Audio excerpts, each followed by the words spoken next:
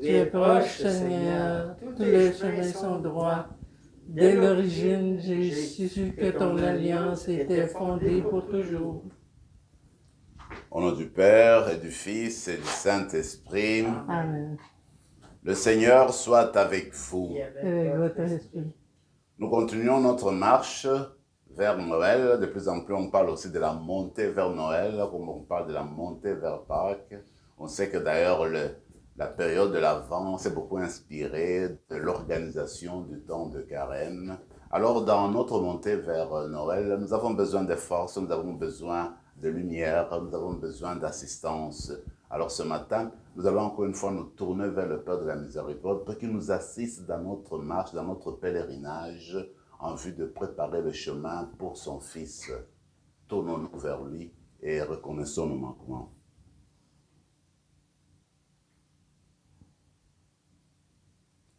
Seigneur, accorde-nous ton pardon. Nous avons péché contre toi. Montre-nous ta miséricorde. Et nous serons sauvés. Que Dieu Tout-Puissant nous fasse miséricorde, qu'il nous pardonne nos péchés et nous conduise à la vie éternelle. Amen. Seigneur, prends pitié. Seigneur, prends pitié. Ô Christ, prends pitié. Ô Christ, prends pitié. Seigneur, prends pitié. Seigneur, prends pitié. Prions le Seigneur.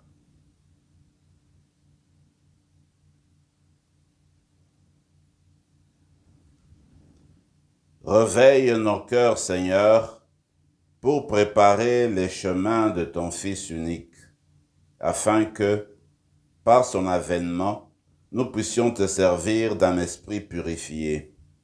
Par Jésus-Christ, ton Fils, notre Seigneur, qui vit et règne avec toi dans l'unité du Saint-Esprit, Dieu, pour les siècles des siècles. Amen.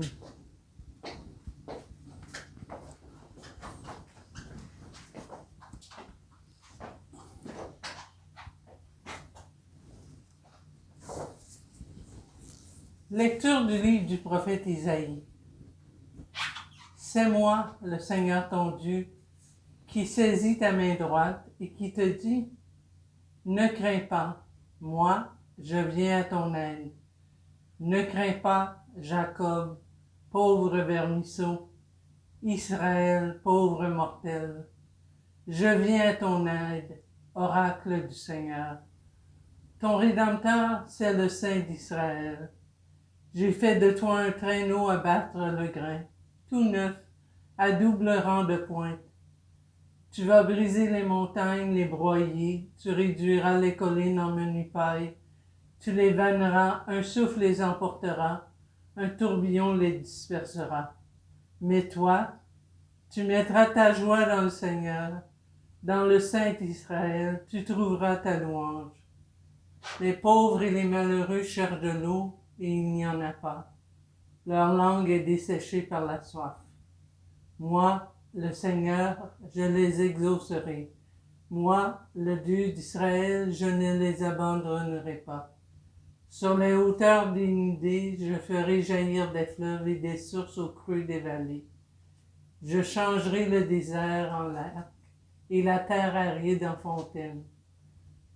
Je planterai dans le désert le cèdre et l'acacia, le myrte et l'olivier.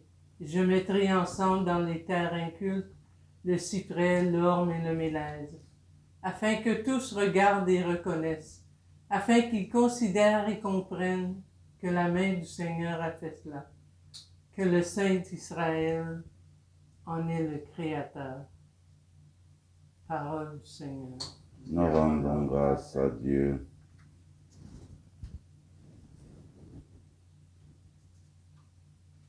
Le Seigneur est tendresse et pitié, lent à la colère et plein d'amour. Le Seigneur est tendresse et pitié, lent à la colère et plein d'amour. Je t'exalterai, mon Dieu, mon roi. Je bénirai ton nom toujours et à jamais. La bonté du Seigneur est pour tous, sa tendresse pour toutes ses œuvres. Le Seigneur est tendresse et pitié, lent à la colère et plein d'amour. Que tes œuvres, Seigneur, te rendent grâce et que tes fidèles te bénissent. Ils diront la gloire de ton règne, ils parleront de tes exploits. Le Seigneur est tendresse et pitié, lent à la colère et plein d'amour. Ils annonceront aux hommes tes exploits, la gloire et l'éclat de ton règne. Ton règne, un règne éternel, ton empire pour les âges des âges. Le Seigneur est tendresse et pitié, lent à la colère et plein d'amour.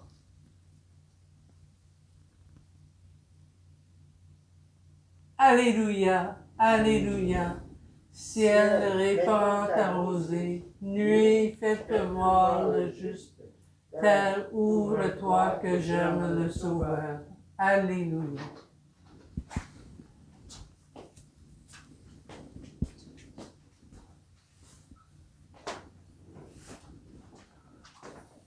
Le Seigneur soit avec vous. Et avec votre esprit. Évangile de Jésus-Christ selon saint Matthieu. Gloire à toi, Seigneur.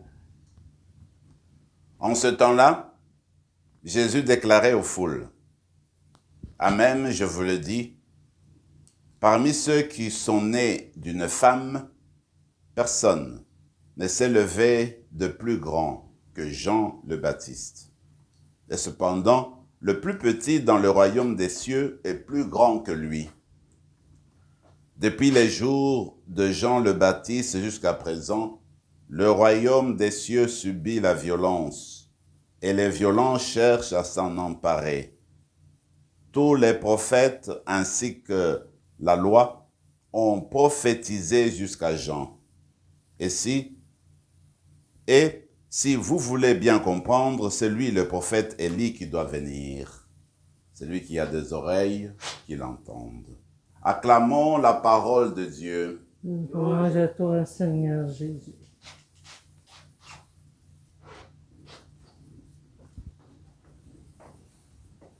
Nous avons un texte plein de significations qui est tiré du livre du prophète Isaïe.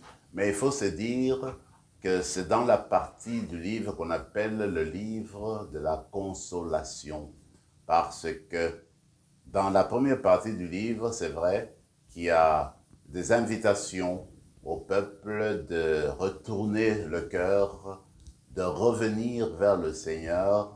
Il y a un rappel des châtiments qui peuvent les attendre s'ils continuent sur leur chemin tortueux, s'ils continuent à demeurer infidèles au commandement, infidèles à l'alliance avec Dieu. Mais à partir de ce moment-ci, dans le livre d'Isaïe, il y a comme une invitation du Seigneur pour dire qu'il va changer le cœur du peuple. Il veut consoler le peuple pour lui dire qu'il est toujours avec lui, qu'il marche avec lui vers sa transformation. Et la première image qui m'a beaucoup parlé, que j'aime bien, le prophète dit que le Seigneur va prendre par la main Israël pour le faire avancer. Parce qu'il veut lui montrer la direction, il veut le rassurer.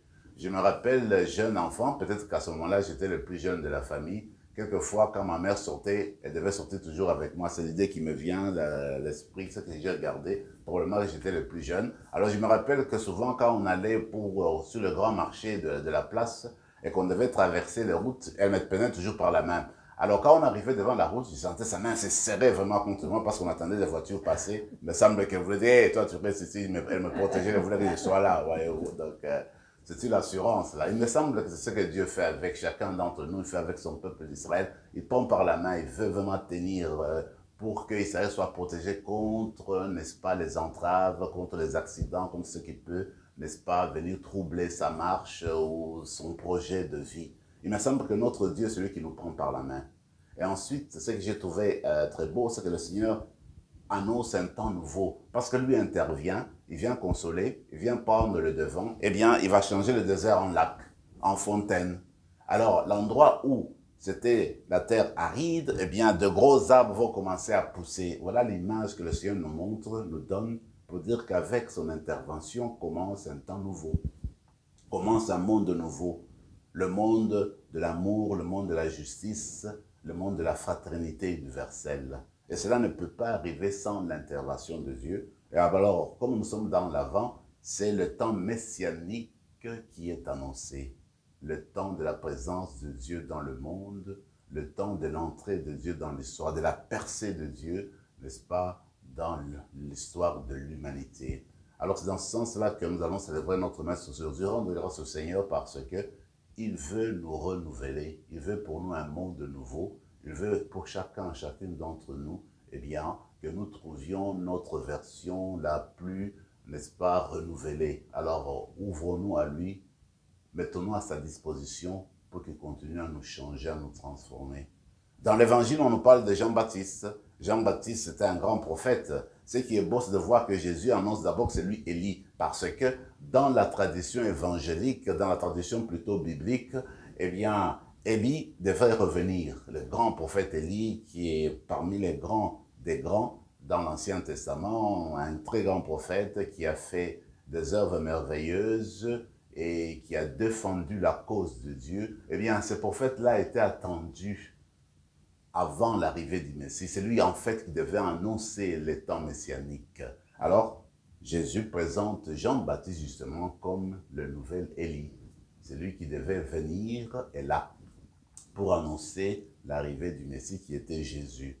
Donc, pour dire que, en fait, en ce moment-ci, eh bien, nous sommes invités à regarder davantage Jésus, à écouter davantage le Baptiste, qui nous pointe du doigt le Messie, qui nous conduit vers le Messie. Alors, lui, c'est le dernier des prophètes, et Jésus fait un éloge de lui. Et pourtant, il dit, le plus petit dans le royaume de Dieu est plus grand que le Baptiste. Comme pour dire, encore une fois, le royaume de Dieu, c'est tout autre chose, d'un autre ordre. Le royaume de Dieu ressort de Jésus lui-même. Il ne sort d'aucun autre prophète. Alors, quand on est dans le royaume de Dieu, on vit un monde nouveau. Ceux qui entrent dans le royaume de Dieu, eh bien, c'est Dieu qui les transforme, c'est Dieu qui fait d'eux, n'est-ce pas, des fils et des filles, n'est-ce pas, de lui-même le Seigneur. Et ensuite, c'est Jésus qui fait que nous appartenons à son corps, nous sommes membres de son corps. Voilà pourquoi c'est Jésus qui fait de nous, qui nous donne cet honneur-là, qui nous donne cette grandeur-là en faisant partie du royaume de Dieu. Alors, dans la journée d'aujourd'hui, nous allons méditer sur ces choses-là, nous rappeler que Dieu nous prend toujours par la main, qui nous conduit vers des nouveautés. Et dans cette nouveauté-là, nous sommes invités à ouvrir nos cœurs pour y prendre part, parce qu'on ne peut pas laisser la nouveauté nous transformer sans que nous-mêmes nous y participions. Parce que si nous ne mettons pas notre main à la pâte, comme on dit, eh bien, rien ne va nous arriver. Alors il faudrait qu'on accueille cette nouveauté, qu'on emboîte le pas, et qu'en le faisant aujourd'hui, nous annoncions le temps meilleur, nous annoncions le monde nouveau, nous annoncions le Messie qui vient. Que cette Eucharistie nous aide à le faire, que cette Eucharistie nous éclaire, nous donne la force, l'énergie nécessaire pour témoigner par le dire et par le faire l'arrivée du Messie qui viendra, qui est venu, mais qui est déjà aujourd'hui au cœur de nos vies. Amen.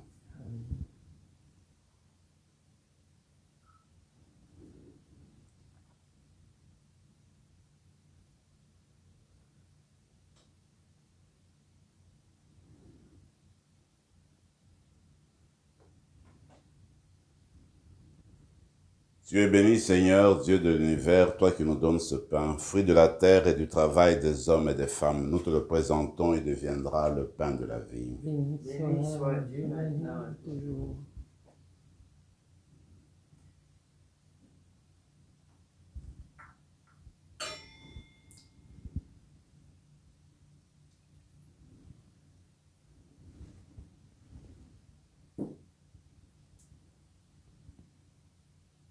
Comme c'est au sommet le vin, pour le sacrement de l'Alliance, puisse-nous être unis à la divinité de celui qui a pris notre humanité. Tu es béni, Seigneur, Dieu de l'univers, toi qui nous donnes ce vin, fruit de la vigne et du travail des hommes et des femmes. Nous te le présentons, il deviendra le vin du royaume éternel. Béni soit Dieu maintenant et toujours. Humbles et pauvres, nous te supplions, Seigneur, accueille-nous, que notre sacrifice en ce jour trouve grâce devant toi. Pardonne-nous, Seigneur, purifie-nous de nos péchés. Prions ensemble, mes frères et mes sœurs, au moment d'offrir le sacrifice de toute l'Église. Pour la gloire de Dieu, le salut du monde. Nous t'offrons, Seigneur, ces dons prélevés sur les bienfaits reçus de toi. Nous t'en prions, accueille-les. Puisse la célébration fervente que tu nous donnes d'accomplir dans le temps présent nous obtenir la rédemption éternelle. par Jésus le Christ notre Seigneur. Amen. Le Seigneur soit avec vous. Et avec votre esprit, Élevons notre cœur. nous le tournons vers le Seigneur. Rendons grâce au Seigneur notre Dieu. Cela est juste et bon. Vraiment, il est juste et bon pour ta gloire et notre salut de t'offrir notre action de grâce toujours et en tout lieu. Seigneur, Père très saint, Dieu éternel et tout-puissant par le Christ notre Seigneur. Car il est déjà venu, en assumant l'humble condition de notre chair, pour accomplir l'éternel dessein de ton amour et nous ouvrir à jamais le chemin du salut. Il viendra de nouveau revêtu de sa gloire, afin que nous possédions dans la pleine lumière les biens que tu nous as promis et que nous attendons en veillant dans la foi. C'est pourquoi, avec les anges et les archanges, avec les puissances d'en haut et tous les esprits bienheureux, nous chantons l'hymne de ta gloire et sans fin, nous proclamons. Saint, Saint, Seigneur de l'univers, le ciel et la terre sont remplis de ta gloire. Hosanna au plus haut des cieux. Béni soit celui qui vient au nom du Seigneur. Hosanna au plus haut des cieux. Toi qui es vraiment saint, toi qui es la source de toute sainteté, Seigneur, nous te prions, sanctifie ces offrandes en répandant sur elles ton esprit, qu'elles deviennent pour nous le corps et le sang de Jésus, le Christ, notre Seigneur. Au moment d'être livré et d'entrer librement dans sa passion, il prit le pain, il rendit grâce, il le rompit, et le donna à ses disciples en disant, « Prenez et mangez-en tous, ceci est mon corps livré pour vous. »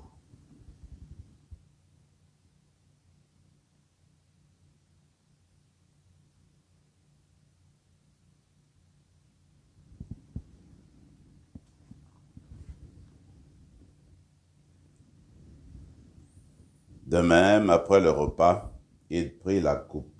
De nouveau, il rendit grâce et la donna à ses disciples en disant, « Prenez et buvez-en tous, car ceci est la coupe de mon sang, le sang de l'alliance nouvelle et éternelle, qui sera versé pour vous et pour la multitude en rémission des péchés. Vous ferez cela en mémoire de moi. »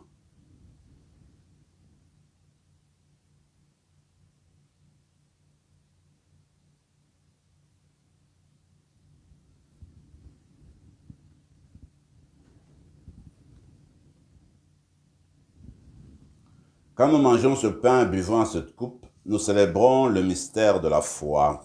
Nous rappelons ta mort, Seigneur, ressuscité, et nous attendons que tu viennes. En faisant ainsi mémoire de la mort et de la résurrection de ton Fils, nous t'offrons, Seigneur, le pain de la vie et la coupe du salut. Et nous te rendons grâce, car tu nous as estimés dignes de nous tenir devant toi pour te servir. Humblement, nous te demandons qu'en ayant part au corps et au sang du Christ, nous soyons rassemblés par l'Esprit Saint en un seul corps.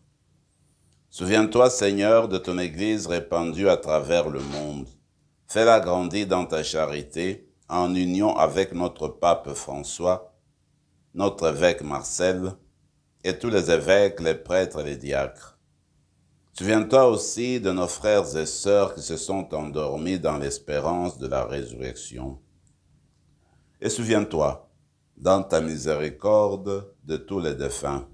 Accueille-les dans la lumière de ton visage. Sur nous tous, enfin, nous implorons ta bonté.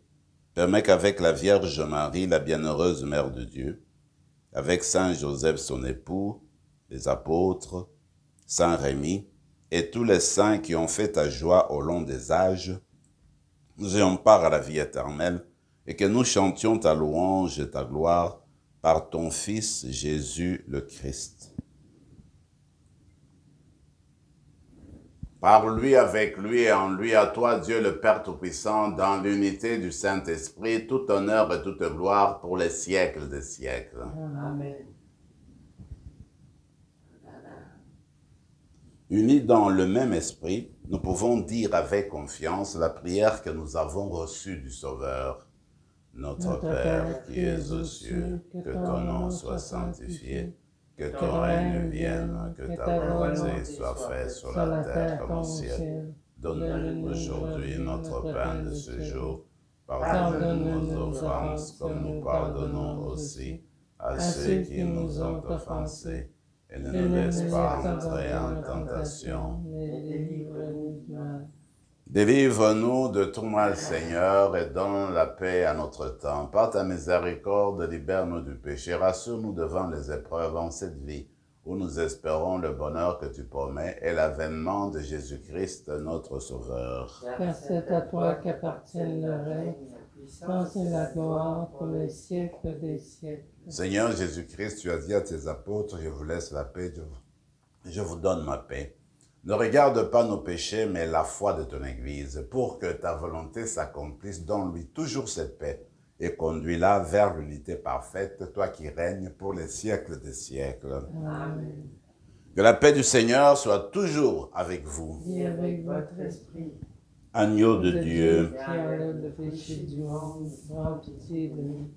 Agneau de Dieu qui enlève le péché du monde, prends pitié de nous. Agneau de Dieu qui enlève le péché du monde, donne-nous la paix.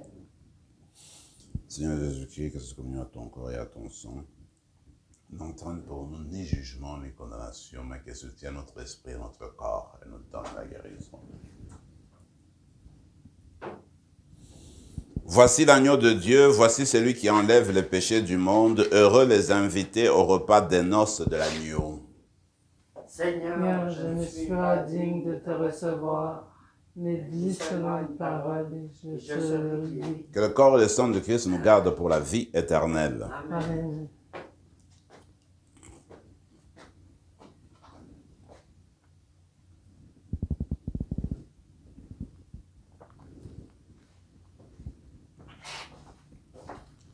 Le corps du Christ. Amen. Le corps du Christ.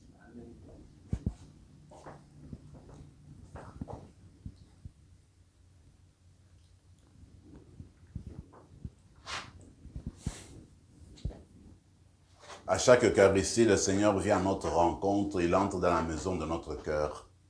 Prenons quelques instants de silence et de prière pour lui parler, pour l'accueillir en nous.